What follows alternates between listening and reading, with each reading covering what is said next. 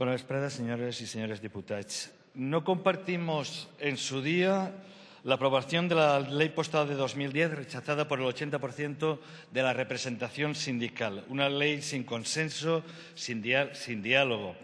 Así, el anterior Gobierno aprobó una ley que recortaba el servicio postal público y el derecho de la ciudadanía, cediendo espacio y derecho público al negocio privado, asfixiando a los trabajadores, abriendo las puertas a un severo ajuste.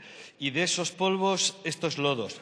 Fruto de esa legislación se mantiene abierto el conflicto laboral con los 55.000 trabajadores de la mayor empresa pública de este país.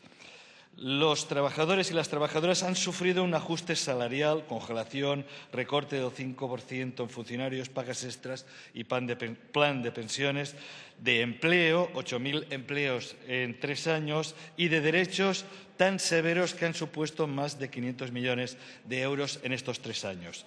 Ahora mismo, las partes se encuentran en proceso de negociación y desde Compromís queremos manifestar nuestro total apoyo, no solo por garantizar la viabilidad del servicio público, sino que esta garantía ha de hacerse desde la dignificación de las relaciones laborales y funcionariales, pues de poco sirve a un Estado contar con un servicio público a costa de la explotación de sus empleados.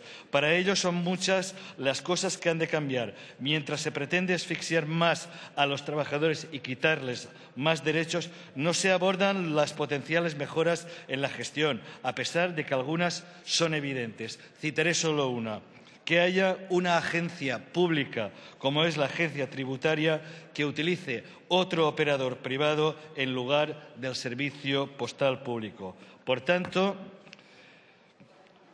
aunque no compartimos la totalidad de los puntos de la proposición, compartimos las reivindicaciones de los trabajadores y de sus representantes sindicales de garantizar la viabilidad del operador en base a mantener un servicio postal público prestado por correos a los ciudadanos, construir un modelo de empresa con respaldo político para su desarrollo y crear un marco de derechos generales para garantizar un empleo de calidad. Moltes gràcies, senyora presidenta.